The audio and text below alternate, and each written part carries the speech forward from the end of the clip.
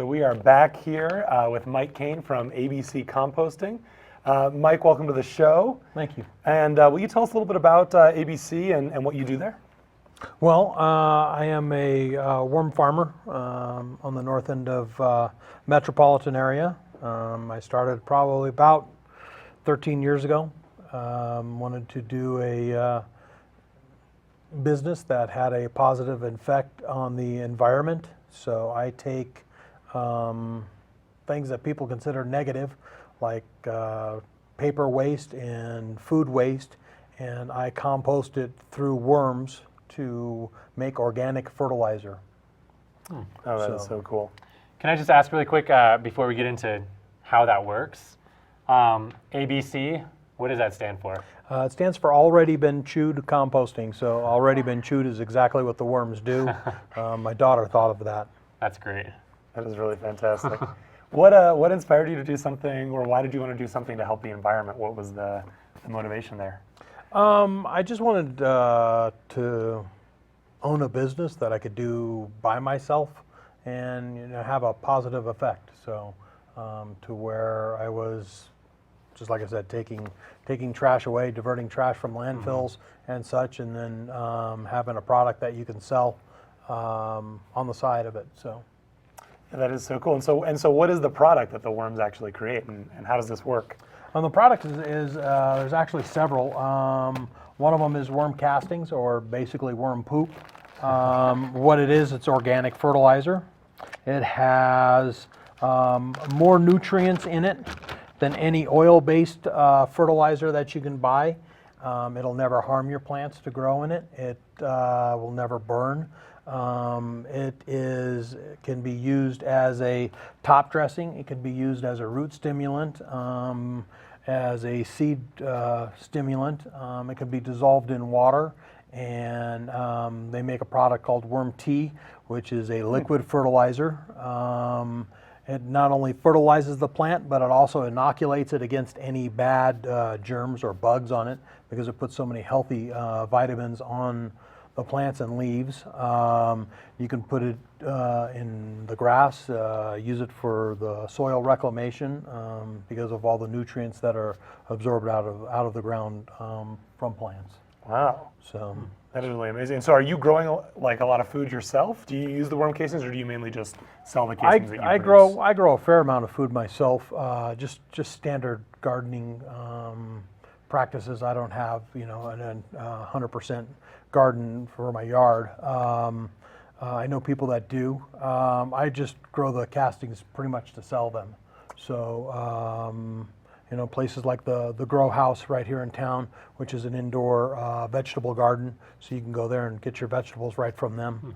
Actually, I did an interview out there for this show. It was it was such a cool place. And I was actually going to ask, you said you can make worm tea with the casings. Is that something, can you use in like they have an aquaponics system, but if you had a hydroponic system, could you use worm tea? Did you ever hear about casings being used in a hydroponic system? Yes, you could use it in a hydroponic system. There are a lot of different nutrients that they use in a hydroponic system, along with the worm tea or the worm castings, just to help the plants grow in water. So there's quite a few different nutrients and solutions that they can do. That is really awesome. Well, we actually have a greenhouse upstairs. So my school is upstairs from the studio, and we have a small greenhouse. And we do have a small hydroponics unit, so that's really awesome to know that we can use worm casings. But we have been discussing the idea of bringing worm composting into the greenhouse. Could you just sort of walk us through, if somebody at home wanted to get started with this, where would they start? What would they need to do? What equipment would they need? How would they go about it? Sure. Worms actually have very, very minimal requirements. They like moisture. They like darkness, and low vibration. Okay. So you want to have a carbon source for their bedding and also their food source. And you also want to have a nitrogen source for their food source, which is your vegetable scraps. There's a couple of things you don't want to do. You don't want any meat or dairy, fats or oils.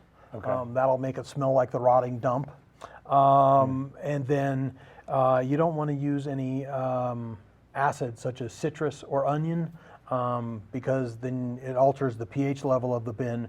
When you would have to monitor the pH level and then correct it using organic solutions. So if you don't feed them the acid, then you don't have to worry about counteracting it. Gotcha. So you just avoid the citrus. Worms like neutral, so they like right about 7. It's very, very simple. They also have to have air, so I've used roofing vents in the lid to just drilled holes and put in simple roofing vents in there. You can do the exact same thing by drilling holes in it and drilling holes all around it. So I have a whole bunch of worms in here right now. Yeah, please, let's So Is bring it them out. Stars of the show. is it possible to turn this so they can see in the camera kind of how much what Sure. it looks like in here? sure, we can Oh, and put there's a some pile of. there's a pile of worms right there. That is fantastic. Yeah, you can turn that. Oh, that So makes we me can so turn happy. it to the camera over here. Okay. Look at that. So all we have is just A couple worms. couple of worms. So there's paper. And we talk us through, you lettuce. mentioned you need a carbon source and a nitrogen source. What Correct. provides the carbon in there? What provides the nitrogen? The paper actually provides the carbon. The worms can actually live 100% on paper. You just come out, you just end up with a very small worm and a very poor casting. So this is a worm capsule. So that's like a worm egg. Wow. That's amazing. And it's when they're opaque like that, then they're very new, and the darker they get, the closer they are to hatching. So I just chop up lettuce and all kinds of vegetables, put paper in there so they can survive. As you can see, the worms are crawling away from the light. Right. So if you were looking to get your castings out of your worm bin, you would just take the paper off the top and from around the sides, and you would just keep working it, and they just keep going down and in Oh, so you're just kind of like and away scraping from off the top. just scraping it off the top. And as they wow. and as they go down and in, then you have your worm castings, and you could just keep pulling it away from the side. So then So- you have or your own organic fertilizer. So since they are breeding in here, do you have to control that at all, or does it kind of cycle itself? Or They do breed to the size of their aquarium, just like some fish they'll do. stop. So they will stop breeding. It is always better to take some out and put them in your yard, put them in your garden, in your flower pots, and that way they're always breeding and always making more, and you have a ready available supply. The beauty of these worms are that they're specially designed for composting. So they like to live in the manure pile or the compost pile. They only live in the top 12 inches of soil. So if they freeze, they die. They breed voraciously. So in a year's time, your population could quadruple wow. for what you have, if not more. And then all they do is eat. So they basically consume half their weight a day. So I always tell people with the worms that I have and the worms that I sell, on an annual basis, I compost probably about 20 tons through my garage annually. That's Wow, that's amazing. Do you have a sense of So- the worm population that you've got at your farm? No, No, no, but no it's- idea. No idea. If it is in the millions of worms? At times it is. At times? At times it is. Yeah. Yeah, that's It just depends amazing. on how many I've harvested, how many I sell, and stuff like that. right. So.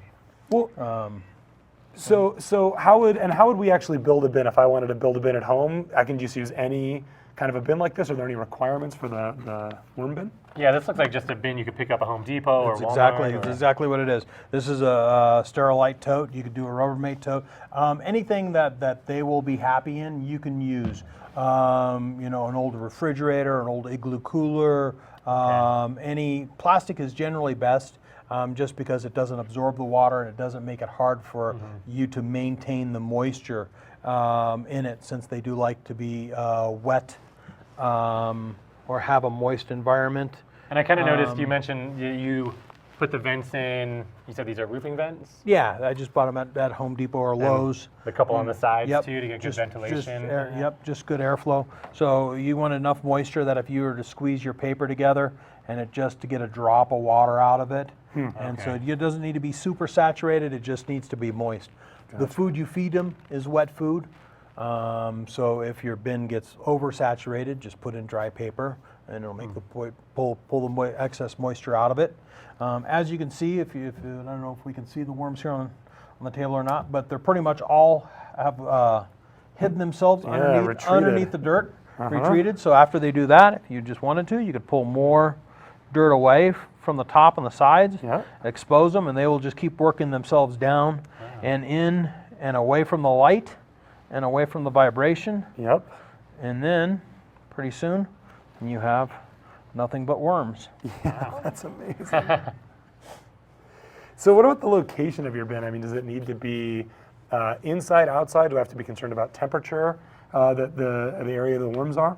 Yeah, I wonder that too, because we live in, this is a pretty urban area of Denver. Right. So if you live in an urban area, is this possible also to kind of piggyback on that? Absolutely. To answer your question first, yes, 75 is their ideal temperature because they do their best eating or their most eating and their most breeding at 75. It gets hotter than that, they get, they slow down, and if they get too cold, then they really slow down. Just like if you go to the bait store and you find red wigglers at the bait shop, they're always in a refrigerator. So that really slows down their metabolism, slows down their eating, and stuff like that. So all of mine are done in the garage. I do have some in the basement. My wife doesn't really appreciate that too much, but there's some down there.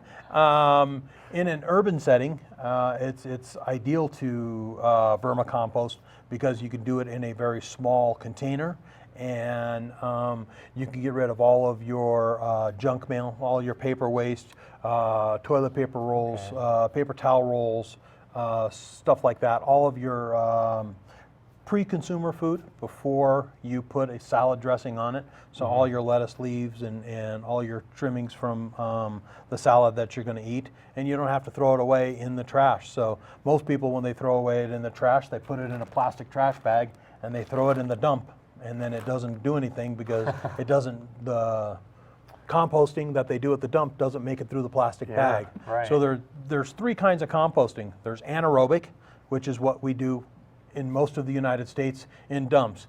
Take your garbage, you put it in a big hole, and you pack it down with a big equipment and pack dirt over it and let it no ferment. oxygen's getting down there, no right? oxygen, that's right. That's why it makes methane gas and it ferments. Okay. So, Yeah. and then there's aerobic oxygen or aerobic composting, which most people do in their backyard with their grass clippings or their yard waste and stuff like that. You can also do the exact same thing where you throw in all your vegetable scraps, your egg shells, the whole 9 yards. In our dry climate, it's a very slow process. You have to really work your compost pile, make sure it stays wet all the time, make sure it stays turned all the time. So what you could throw in it in the fall will last all winter long, and most of it will be there in the spring. Okay. It takes roughly about 4 months from what I feed them, brand new newspaper or, I don't know, broccoli stem maybe, to make worm castings, to make it complete, to go all the way through a cycle of what I feed them.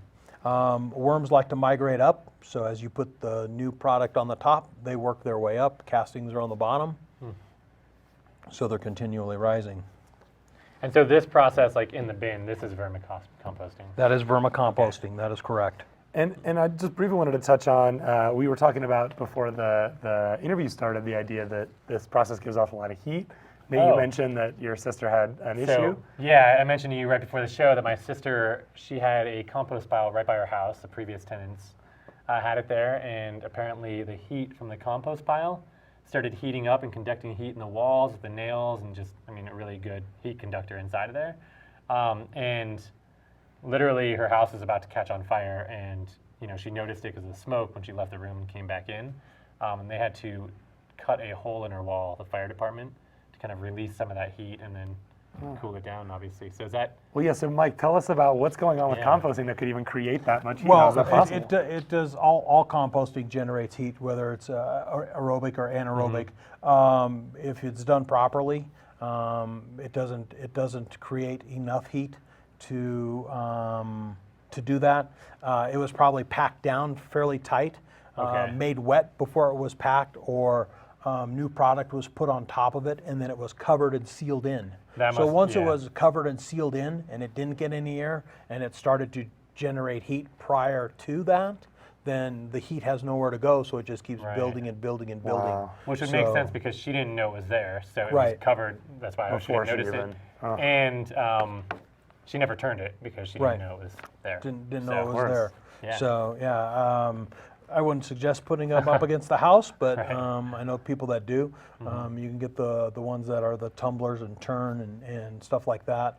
Mine sits right next to my garden, so that way after I turn it and I get the compost out of it, I can just add it to my soil in the garden and just keep adding soil to the garden. So Sounds like a nice process of kind of recycling. Yeah, definitely a nice Yeah. cycle. Briefly, we've just got a minute here, Mike. Would you just tell us a few things about the different types of worms that you can use and effectiveness? What type of worm should I be looking for if I'm going to start a vermicomposting bin? the primary vermicomposting worm is a red wiggler. There's about 6 different varieties of red wigglers. The most popular one is Encina fetida. These are actually Encina hortense. And the only difference between them is the size. So they consider these European night crawlers. They're a little bit bigger. They're about 3 times as the size of a Encina fetida, or what most people will call a red wiggler. Without a PhD in science and a really powerful microscope, you really can't tell the difference between I'm sure. one of the 6 kinds of worms. But any one of the composting worms will work. Some people like Alabama jumpers. There are just different worms that can be used. You don't really use the natural worms that you find out in the ground that come out of the ground after it rains. Those are night crawlers, and they like to live in 18 inches of soil. Oh, okay. So they don't really want to stay in the worm bin, or if they do, they don't like to live in a mass like this. Gotcha. And consume them. So your best bet is to stick with the red wigglers. They're the easiest to handle, All right. maintain, and they like to live in a dense population. Wow, well, so convenient. Yeah. Well, that's fantastic. I'm just so excited to get a worm composting bin started in the greenhouse. We got to wrap up here. Mike, thank you so much for joining us my here. It was pleasure. really informative. My pleasure. Yeah, thank you. All right, No guys. problem. We're going to wrap up here, and we'll see you back in the Homework Hotline studio in just a minute.